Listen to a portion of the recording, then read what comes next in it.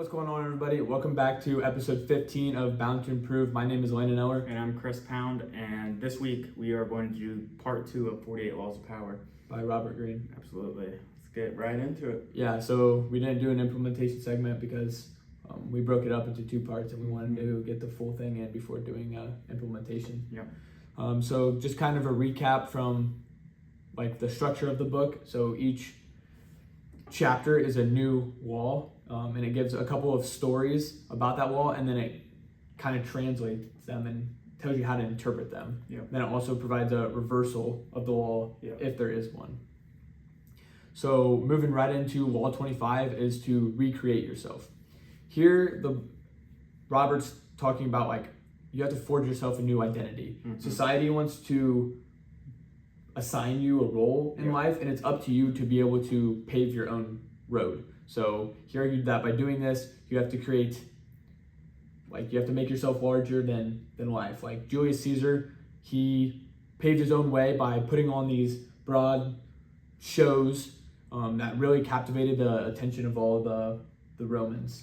Yeah, it goes on to say that working on yourself like clay should be one of the greatest and most pleasurable life tasks. I really think the more you can really kind of work on yourself and improve from that aspect, the more you're going to be able to get out of everyday life scenarios. Yeah, and the first step to recreating yourself is you have to be self-conscious. You have to be aware of yourself, exactly. Yeah, and I think that kind of ties into like Marcus Aurelius' key points. Yeah. Moving on to law 26, keep your hands clean. Everybody has dealt with scenarios where you're kind of the scapegoat, right? You're the person who gets called out or gets the blame put on them. And within this chapter, it goes on to say that sometimes you need to find a more powerful scapegoat who can elicit less sympathy in the long run. And I guess, do you kind of want to expand upon that? Yeah, so there was the story that was given was old Chinese army general he was claimed to had made a mistake, right? And they were in war, so he made a mistake with the grain that cut off the rations to all the army's supply. So the army was like talking, and he had the spies out there, which we touched on in the first 24 laws, and the people were gonna revolt against him. So what he decided to do was make a scapegoat of one of his top leaders by basically, he told him to come in and was like, sorry, but I have to execute you to make you an example. Yeah. Then from there on, they didn't really do any sort of uprising or anything like that because he made use of that scapegoat. That's a good way to put it. Yeah. The second part of keeping your hands clean is make use of the cat's paw. So the image he used here was there's a monkey and a cat who's friends. Mm-hmm. So the monkey wanted to grab something out of the fire, but he used the cat's paws with the claws and grabbed the object out of the fire, not harming him at all in this scenario. And most of the time, the cat's not even going to be known that he's going to be used. So that's what Robert was trying to convey there, was if you don't have to do it and you can make someone else do the dirty work, do that. So moving on to law 27 here, play on people's need to believe to create a cult-like following. Everybody wants to believe in something greater than themselves. Yeah. So Greene here was like, you should make yourself the center of worship. And I don't like, this is one of these that got a little iffy in terms of like, how do you apply this to today? But like, I think a good analogy here is like a magnet. So you should be the magnet and attract the people to you. And the bigger the magnet, the more people you're going to be able to attract. But as soon as that magnet's turned off, all those people will vanish, disassociate with you, and ultimately kind of resent you because they seen through what you were trying to create, like that cult-like. Yeah, and that's when you have to apply law 25 again, recreate yourself. Once people start to lose interest in what you're doing and this and that, you have to rebuild yourself and to kind of be able to develop that cult-like following again. Okay. Anything else for 27? No, we can move on here. Okay. Law number 28: enter action with boldness. And you had a question. Do I feel like boldness is natural? Yeah. And to an extent, right? Everybody has that one friend who's just flat out just bold for no reason, right? Boldness is an outer directed and often makes people feel more at ease since it's less self-conscious and less talked about, I'd say, to an extent. So I don't know if it's necessarily natural, but I think it's an ability that everybody can kind of capture within themselves.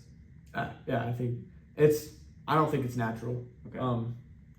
But also, so if the boldness isn't natural, then how Timidness.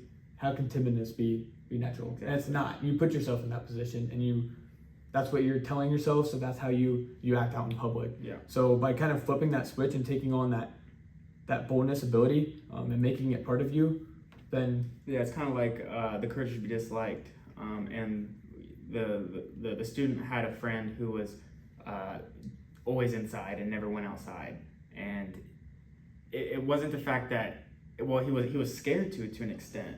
He didn't have the boldness, but he had the timidness, right?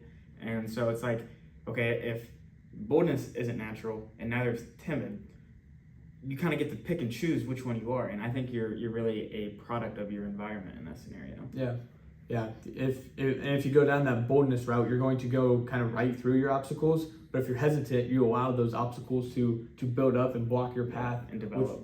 Which will make it harder for you then to ultimately take on that boldness role.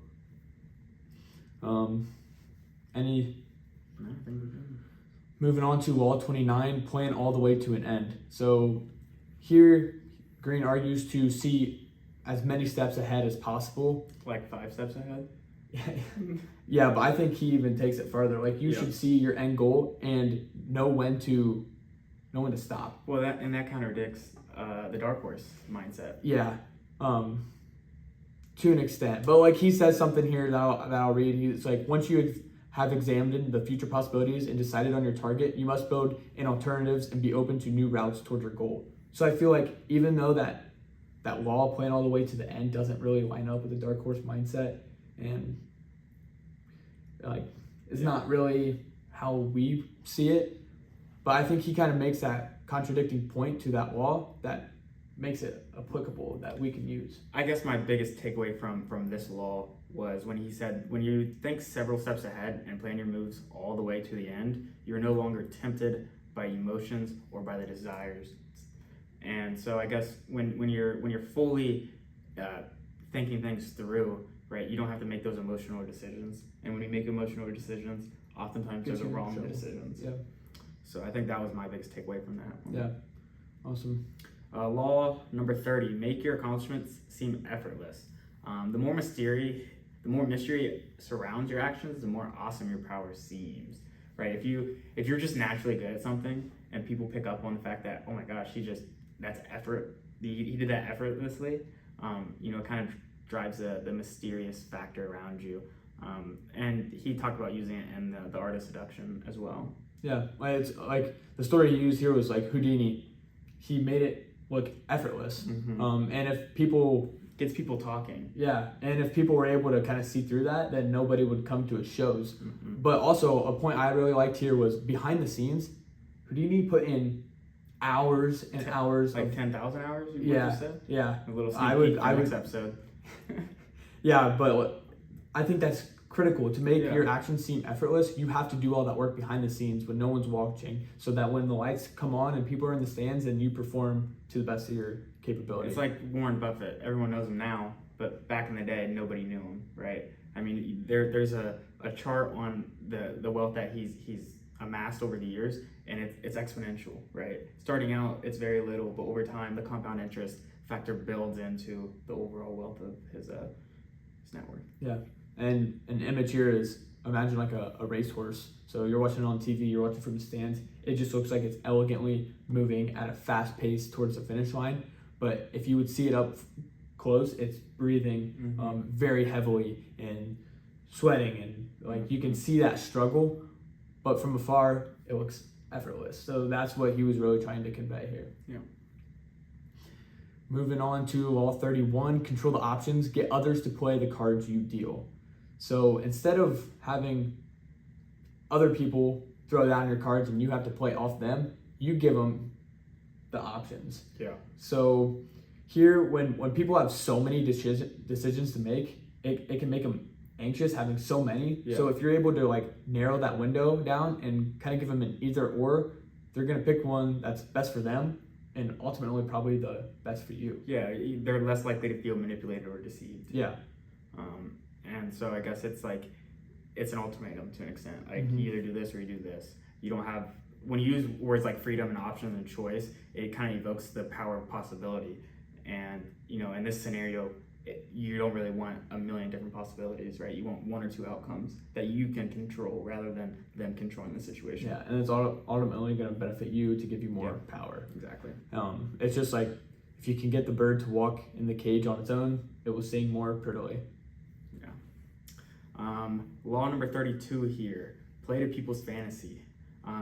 Be a source of pleasure to those around you, and this comes from fantasies. And the key is distance, right? I guess I have got a really good quote that I really like that I will save till our favorite quotes. But, you know, never be distracted by people's glamorous portraits of themselves and their lives. Search for, you know, kind of dig really into who they are as a person, and you'll be able to figure out what alternative motive they have, I think. Yeah, it's like kind of like law 27, like everybody wants something Yeah. to believe in. And when you're able to kind of give them that spectacle and have them stay at a distance, they're going to be in awe and captivated by that spectacle. Yeah. So, Yeah, good. Next one is discover each man's thumbscrew. Mm-hmm. So here he was talking, discover each man's weakness. Everyone has one, but it's all about how they display that. Yeah. So it's like finding the chink in The armor. instead of armor. Yeah. So like when you set that, you have the ability to take them out with one single blow. Mm-hmm. So then it's like once you figure out this weakness, use it to your advantage. Yeah. And things like being unhappy, being greedy, and there's a few more examples here given. Those types of people, you're really easily able to manipulate them to ultimately benefit you. Yeah, I think you did a pretty good job summary on Law 33. Law 34, be royal in your own fashion. Act like a king to be treated like one. I guess for me, it's more of like an extent, you know, when you act like you've already accomplished what you want to accomplish, the more likelihood of you accomplishing what you want to will actually come into light. It's like manifesting something, right? If I tell myself that I'm gonna start waking up at 5:30 in the morning and I don't do it, okay, well, how can I reframe this? If I start acting like, okay, I'm waking up at 5:30 every morning, I'm doing the things that I have to do to ultimately benefit myself and hopefully the people around me, it's kind of like wearing a mask to an extent, I would say. Like putting on a superhero cape. Yeah. Like Even if you're not, because then that's gonna, it portrays the fact that, oh my gosh, this guy's got so much power, so much charisma, so much boldness. Yeah, and I think that's what I was gonna add on too. Like that goes back to acting with boldness, because if you act with boldness, then you're able to kind of put on that show, and people might respect you for like who you're trying to imitate in a sense. And another point I really liked here is he says to never elevate yourself by humiliating other people. Yeah. So even though that you might put on that boldness, don't put others down. Yeah, because that doesn't really benefit you. All it really does is cause resentment from those people. Yeah. Next is law 35, master the art of timing. Big one here is time is all about your perception of it. Yep. So he goes back to like your childhood side of things. As a child, time moves so slow because there's nothing, they have no perception of time. So why do they have to care about it? Then as you grow up and you're in school and you got jobs, extracurriculars, etc., then that perception of time speeds up because you're always racing against that clock. Yeah, he goes on to make a point that time is an artificial concept that we ourselves have created to make a limitless of eternity and the universe more bearable and more human-like. You know, if you kind of think about everybody puts a limit on how much time we have, because ultimately we do have a limit on how much time we have on this earth. And so I guess if you're able to kind of manipulate the fact that you only have a set amount of time, I think the more you're going to be able to get out of your days, your weeks, your months, your years. Okay, yeah, that's a good way to put it. And then sort of on a different side of things, he also says that you have to be able to understand like the time that you're in now and be able to kind of foresee in the future what the time's going to be like. So this is in terms of like business, you're anticipating the next business trend, or something like that. But noticing and recognizing that next trend doesn't mean always running towards it. You have to analyze the landscape to be able to make your best decision from that. So just always being aware of your environment. It's almost like thinking ahead. Yeah, and just being able to make your decisions and moves and without using your emotions. Yeah, which is key, I think. Moving on to law number 36, disdain things you cannot have, ignoring them is the best revenge. I guess, what are your thoughts on revenge as just revenge? What do you, when I say revenge, what is the first thing that comes into your mind? Sparked from emotions. Oh, exactly. And I think a key concept here is that you should not be reacting with emotion rather than I wouldn't say knowledge, but if you can control your emotions, the better outcomes that you're going to ultimately have from these scenarios. And it's going to make the other person display emotions and put them out of their normal set. Out of balance. Yeah. So like when your younger sibling is doing things that like tick you off, in a sense, and then you show no emotions off of that, then they're probably going to stop, or they're going to do something that. Yeah, the uncontrollable desire makes you seem weak, unworthy, and pathetic. Yeah. And he also goes on to say, desire often creates a paradoxical effect. The more you want something, the more you chase after it, the more it eludes you. The more interest you show, the more you repel the object of your desire. The more you want something, the more you're going to try and go and get it. And it's like money, right? If you want money and you start chasing money, the money's going to run, right? If you focus on one thing at a time and really focus on what you're doing at that particular time, money is first off, money's not real, right? I was having this conversation the other day with one of my roommates that the whole concept of money really is not real. If we think about M1, M2, and M3, right?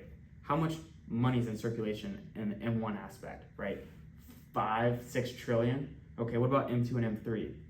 35 trillion. So $35 trillion is quote unquote fake money. It's just a number on a screen out there. Yeah. So if you stop trying to chase money and stop trying to chase the things you desire, ultimately they're going to come back to you regardless.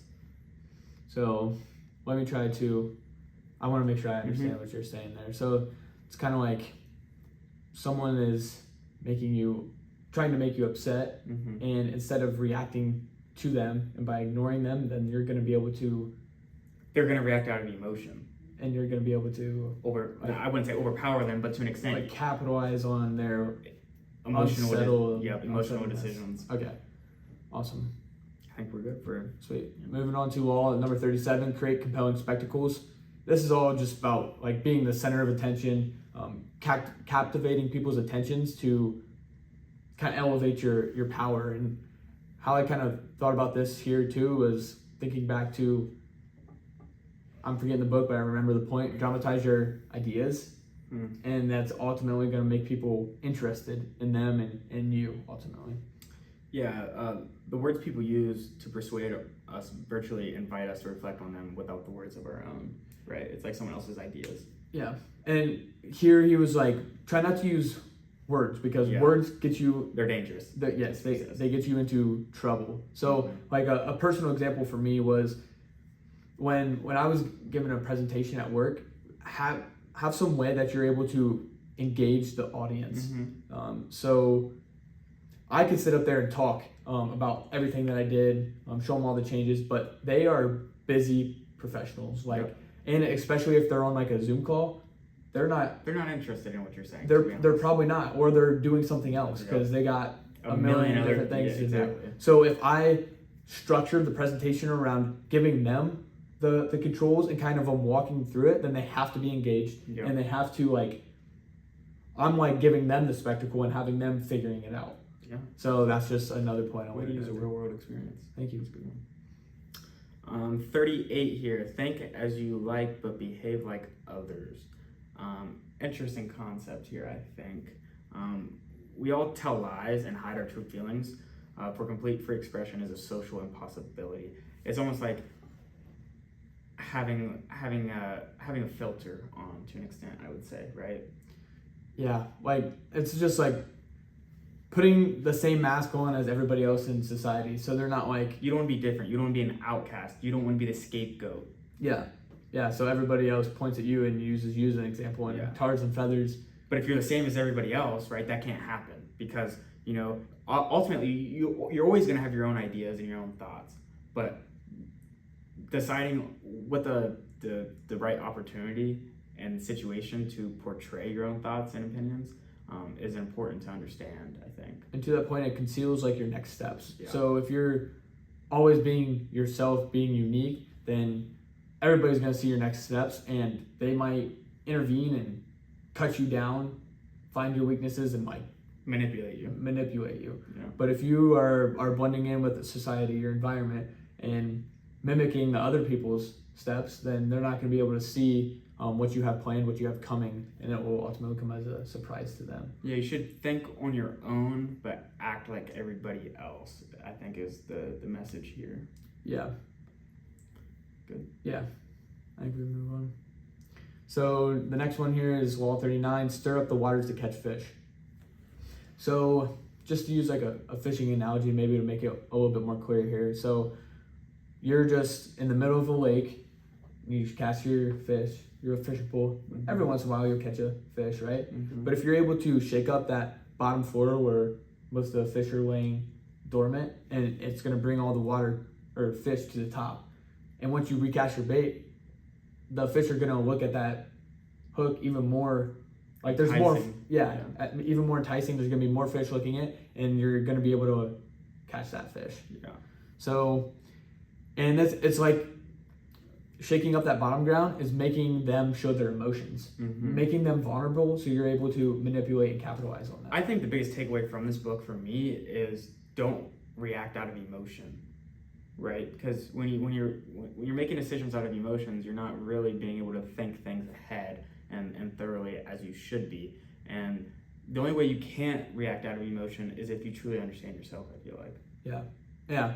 And that's what he was trying to like point to here is if you're able, when you don't do that, everybody has level-headedness and they're able to make the best decisions. But if you force your opponent to react with emotions, then you're going to get them manipulate them again. Yeah. This whole book's kind of about manipulation. I don't know if I necessarily can connect to the idea of manipulating people.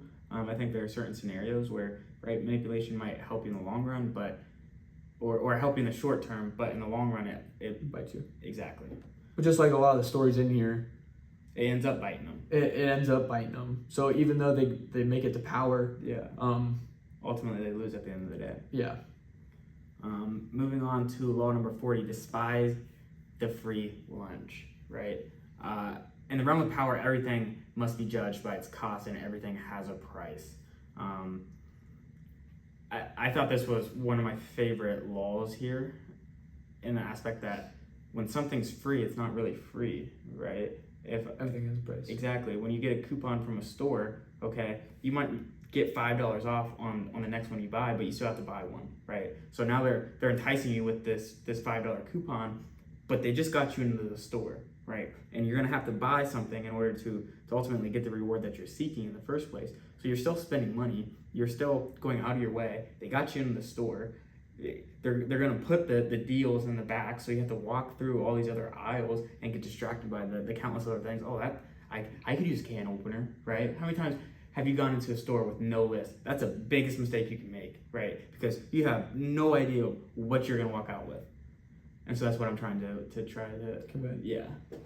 Everything has a price. I think another good point here too was one of the stories, he made a decent amount of money and moved to a different town, and instead of like sitting on it, he spent it in strategic ways to gain the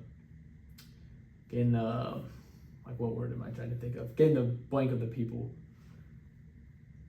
like he was giving out money to the poor, inviting people over, having lunches, and ultimately it benefited. The money came back around. Yeah. So it's like you have to spend money to make money in a sense. That's another point that I thought was interesting in this chapter. Yeah. Moving on here is law 41, avoid stepping into a great man's shoes. Here was if the person before you, so your father, for example, has great success, then what Robert was trying to convey here is it's really hard for that next generation to have that same spark, that same energy to really push him up into that next level. So if you already have everything given to you, then you've done the work for it. Yeah, like you're probably not going to like want to work hard, make the best decision. So it's like Louis the 14th and Louis the 15th. Louis the 14th came in, like completely changed France's like landscape, philosophy, and he was one of the best rulers of the time. And because of this, his son was ultimately given the throne after him. And he had no desire to make France great. And he went to gambling, all the things that he should not have been doing as a young king. And this ultimately like turned France back into turmoil. Yeah, I guess the past can inhibit a young hero's potential, right? You're like I said before, I think you're a product of your environment, and if your environment is super easy on you, then you're not going to be able to fully maximize your potential. Yeah, like if the person before you already created that fire, go create your own fire from your own little spark. And I think that's where good parenting takes place, right? I think we all have that one friend whose parents are super successful, and your buddy has no aspirations to be great, right? And I don't think that's really a life worth pursuing, just being mediocre all the time.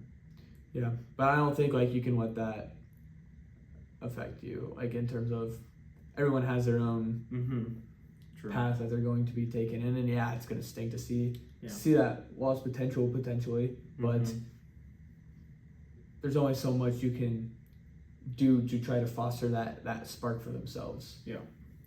Moving on to law number 42, strike the shepherd and the sheep will scatter. Isolation can be as effective as destruction. And so when you're kind of isolating the troublemakers, you're taking them out of the circulation, and you're taking the problem out of the society that you're in, I think. I don't know really what else to add to that, I guess. Yeah, it's just like I think it's pretty cut and dry. Yeah, like you can go try to take out the sheep one by one, but that's going to take forever, and you might ultimately get defeated. Yeah. But as soon as you take out their leader, or the root of all the problems, then it's going to cause an unbalance of their. Yeah, they're not going to know where to look, because that person who is creating all that energy for whatever act they were partaking in, it's going to be gone, and they're not going to know. They have no one to follow. Yeah. Right. Which goes back to everybody wants to believe in something, wants that cult-like feeling. So taking out that cult leader or troublemaker or whatever is going to turn off that magnet, and everybody else is going to detach and run away. Yeah. Law 43 is work on the hearts and minds of others. I think this is just like going back to the emotions, being able to pull on their heartstrings to get them to loosen up and really be able to insert yourself and kind of make you attached in a sense, and just like being able to manipulate them. Yeah, I think this really hits on something that we learned in the very first book we read, How to Win Friends and Influence People. So what was it first? 0 to 1. I guess you're right. Second episode, you have to be genuinely interested in people in order to get kind of what you want out of them, I think. Yeah, be able to see those values and understand their human psychology that they have as an individual, and in doing so you're going to be able to, I hate to say it like this, but like get what you want. Yeah. Law number 44, disarm and infuriate with the mirror effect. I guess mirroring others ultimately causes confusion and almost upsets them. I guess for me it's like when people are copying the things that you're doing, what does it ultimately do to you? It kind of infuriates you, right? And because you put the time and effort in to do these things, and you just have a copycat. and that kind of just annoys you, gets under your skin and causes an unbalance. And ultimately, they're using the mirror effect on you when you should be using it on them, I think. And this is a hard topic, I think. There's like 4 different types of like mirrors that could be turned back on you. Like, for example, one could be, it's risky is best way to put it. Yeah, because if someone sees through that mirror you're trying to hold up, you're toast. You're toast, which is a lot of the walls are like this. If they're able to see through that sheet that you're holding in front of them or that mirror, then it's going to ultimately hurt you more than it will benefit you. Yeah. So that's where it comes in, like, how can you apply these laws today to get the most out of them? I feel like. Yeah. Next one here was preach the need for change, but never reform too much at once. Everybody in society knows that change is necessary. But when you go try to disrupt, or like, if you go try to implement a change that's going to affect someone personally, then they're not going to want it, because ultimately at everybody's root, everybody resents that change. Yeah, nobody likes change, which, I think that's not necessarily a bad thing, because when you're dealing with some sort of life change, your whole body, your whole mind, everything changes about you. And again, it's the emotional side of things, being able to control your emotion. Change is inevitable, growth is optional. Yeah, but so here I think he's really trying to put into words that if you put a whole bunch of change all at once, everybody's going to be like, what the heck just happened? And it's ultimately going to not benefit you at all. So that's where you should institute small bits of change where it may not be noticed all at once at first, but when that starts to compound over time, all those little changes, then they're going to be able to look back and be like, oh, it's been happening this entire time. Changes, hopefully for the good. And I think we're okay with it. Yeah. Instead of putting people in a panic and on edge. Yeah. Having an imbalance in their perception. Yeah. So like one of the stories here was in England, they tried to cut off ties with the Pope, right? So they tried to institute their own religion, and they put a whole bunch of radical reforms in all at once. And all the people started revolting because they're like, what the heck just happened? We've been with the Pope for the last X amount of years, and now we have to change all right now. So if he would have done that subtly over time, then he probably would have been successful. Yep. Law number 46, never appear too perfect. Displaying flaws humanizes you, right? Nobody's perfect, but the people who try to appear perfect, you kind of just have like a resentment towards them, I feel like, right? That's too good to be true, right? That everybody says that, and for a good reason, I think. Yeah. Because most times, if it's too good to be true, it probably is not true, right? Yeah. Like everybody has that envy, that jealousy side. Yeah. So it's ugly. It can get really ugly. It can get ugly. Like one of the stories was they both grew up together from nothing, and then one ended up being super successful. And instead of just enjoying the success of his partner, he ultimately decided to kill him because he couldn't fathom being on 2 different spectrums in terms of success. So that's where that envy kicked in. So if you're able to put on that mask, so showing that you have flaws, then it's ultimately gonna kind of tone down that jealousy. It's gonna make you seem more like everybody else. And it goes back to one of the laws earlier where it says, have your own thoughts and opinions, but act as if everyone else is the same. Yeah. Law 47 is do not go past the mark you aim for. In victory, learn when to stop. So I think this ties into the one where playing all the way to the end, and then when you hit that end, stop. So many times where people are achieving one goal after the other, and then all of a sudden they're doing reckless things because they think they have ultimate power to kind of keep achieving higher and higher goals. And eventually it's going to be like a hard stop for them. And it's going to come back and bite them. Good one. Ready to finish this up? Yep. Moving on to the last law of the book, law number 48. Assume formlessness. flexibility and adaptability shield you from attacks. And again, I think a lot of this goes back into just thinking ahead. And the more you can think ahead, the less you have to react with emotion. I don't really. It's being open to change yourself, being able to see the next things and be able to make moves off of that. It's like being like water, being able to form to the objects around you. So are you saying be spontaneous?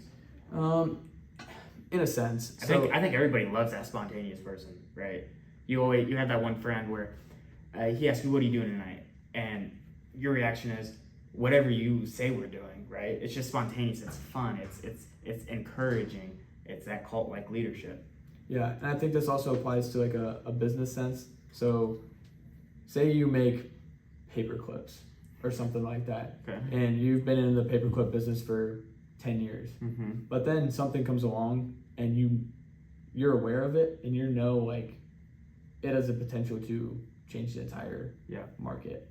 Some new paperclip that saves State of the art. Yeah, state of the art. So you could choose to keep doing what you do best, but eventually you're probably going to go out of business because that new industry is going to take over. You have to either adapt or you die.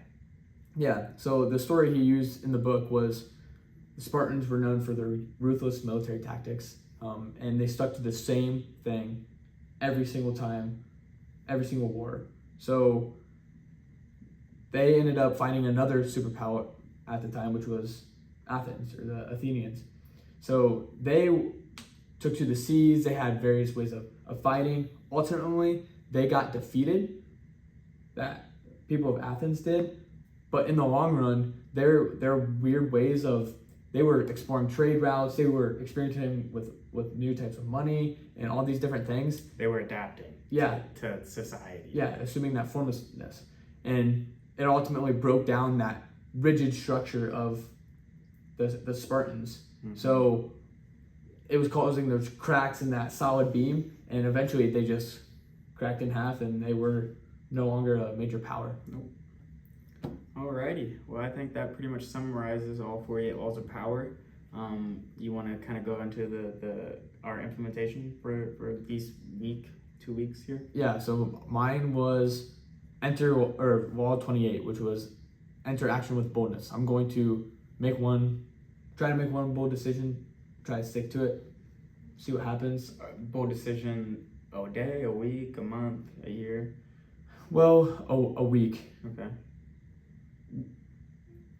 I'm going to start with one. Okay. And then hopefully I can try to keep coming up with variations of it too. It's like being mysterious and spontaneous, right? If you're bold, you're spontaneous to an extent because you're not expecting that move. Yeah, you could say so. Yeah. For me, I'm going to try to win more through my actions rather than arguments. What's up? No, I think that's good. I'm a big proponent of being more of an action-driven person. At the end of the day, all an argument does is cause resentment from the other party. You're not really changing their perception or their ideas on this subject. You're just belittling them to an extent. And I don't think that's a good way to create relationships and get to where you want to be. I think the more that you can win through your actions is going to draw more people around you towards you, I think. Yeah. Awesome. Then moving on to our favorite quotes now. My first one is, I got two quick ones here, is how you carry yourself reflects what you think of yourself, and do not be a flash in the pan. Success that is built up slowly and surely is the only kind that lasts. You're gonna have those people that go right to the top right away, but those are few and far between. If you're able to build that foundation in terms of educating yourself, so reading books, higher education, listening to podcasts, working on skills, going to different seminars, building that foundation in all aspects of your life will ultimately give you the place to build a skyscraper in the long run. And then my other point, how you carry yourself reflects what you think of yourself. I think this is like pretty cool, especially in a professional setting. Like how you dress, how you act is going to show, and people are going to observe that and really be able to tell who you are. Yeah, those are some solid quotes. For me, One of them is you cannot spend your life worrying about the petty feelings of others. I think at the end of the day, people's opinions on you don't really matter, right? I don't think they have much substance because ultimately they don't know you like you know you, I guess. Another one here is change is slow and gradual. It requires hard work, a bit of luck, and a fair amount of self-sacrifice and a lot of patience, right? You're never going to be where you want to be unless you're willing to kind of give up the things that you've done in the past that ultimately don't work, right? You have to, again, it goes back to understanding yourself. What you've been doing now, is this working? Yes or no? If it's no, okay, you got to change. If yes, okay, go harder, right? Yeah. And then last one here for me is it's enough to strike oil once. Your wealth and power are assured for life, right? If you're really good at that one thing, do that one thing. It only takes one. It takes one opportunity for you to ultimately manipulate that opportunity into something larger than life. And I think the more that we continue to do this whole thing, ultimately we're doing this for ourselves, which is extremely important, right? But let's think big picture here. What do we want? What do you want? Right? Yeah. And we don't know, right? It's tough to know. Dark horse mindset says, contradicts kind of what Robert Greene was saying here. Don't have an end goal in mind because ultimately when you get to that end goal, you don't know if that's where you wanted to end up in the first place. Yeah. You got to be able to be satisfied with the journey you're on. Yeah. You have to be able to adapt. And if you're constantly thinking about that end destination, not only are you going to forget about the journey that you just went on, but times change, people change. Time will forget about you. Mm-hmm. Awesome. Well, that wraps up this week's episode of the second half of the 48 Laws of Power. Next week, we will be reading Outliers by Malcolm Gladwell. Yep. Follow us on our socials, Bound to Improve on Instagram and TikTok, YouTube, Spotify, and Apple. Awesome. Thank you guys so much, and we'll see you next week.